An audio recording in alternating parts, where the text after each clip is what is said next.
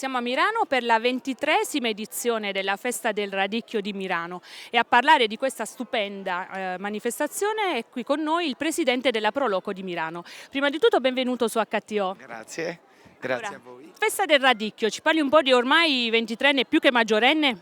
Sì, quando il territorio del Miranese entrò nel territorio di produzione IGP del Radicchio di Treviso, noi cominciamo a presentare questo prodotto. Avevamo questo riconoscimento talmente importante che bisognava farlo conoscere e quindi prima con un'esposizione nella nostra meravigliosa Villa Belvedere e poi negli anni seguenti siamo venuti in piazza e anno dopo anno la festa è cresciuta, quindi il numero di espositori, ormai fra 35 e 40 espositori ogni anno e poi anche con i sapori della tradizione veneta che fanno da supporto al radicchio al centro, questa corona e poi tutti gli altri sudditi attorno e quindi tutti gli altri prodotti dell'enogastronomia del territorio. E questo ha un grosso impatto anche perché vengono coinvolte le scuole, sia delle scuole primarie e secondarie, sia le scuole superiori con l'Istituto 8 Marzo Lorenz che interviene qui in piazza proprio mostrando il ciclo produttivo del radicchio ma anche facendo una visita guidata nella loro azienda.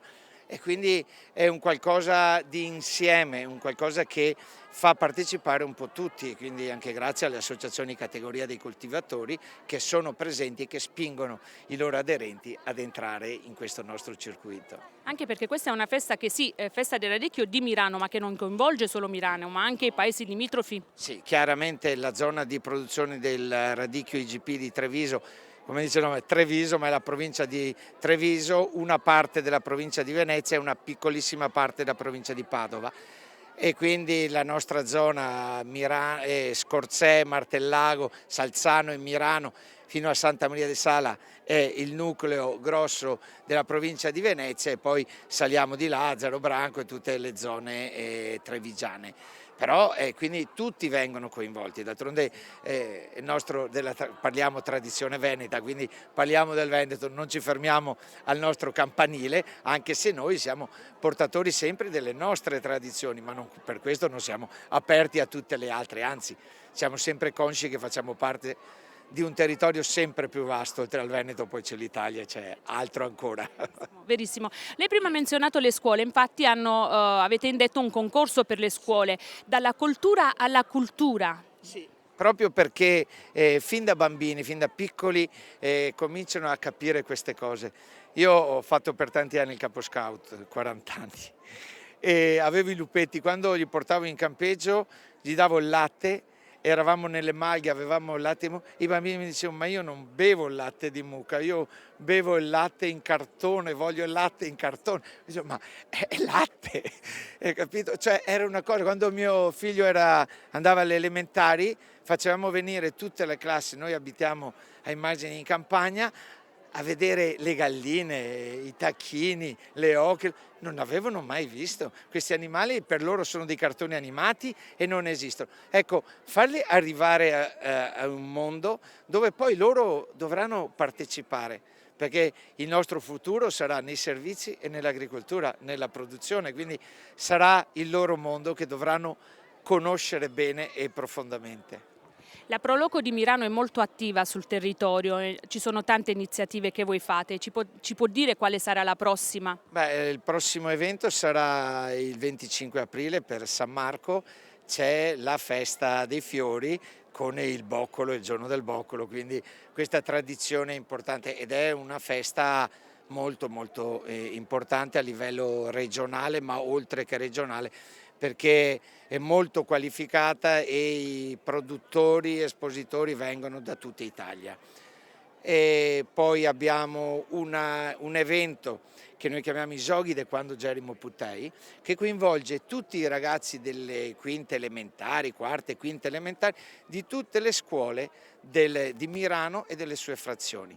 Questo per riportarli fuori a farli giocare, ma con i giochi semplici in cui non occorreva niente se non il cerchio della ruota di una bicicletta oppure la cavallina oppure delle staffette, ma cose che i bambini non sono abituati a fare, cioè giocare assieme in gruppo non lo sanno fare. vengono un po' reticenti, la prima volta sono quasi terrorizzati, il pensiero di saltare uno con la cavallina hanno degli attimi di panico, e poi dopo 3 volte che facciamo le prove vanno che sono e si divertono e poi sono felici. Perché? Perché bisogna conoscerle e purtroppo loro certe cose non le conoscono.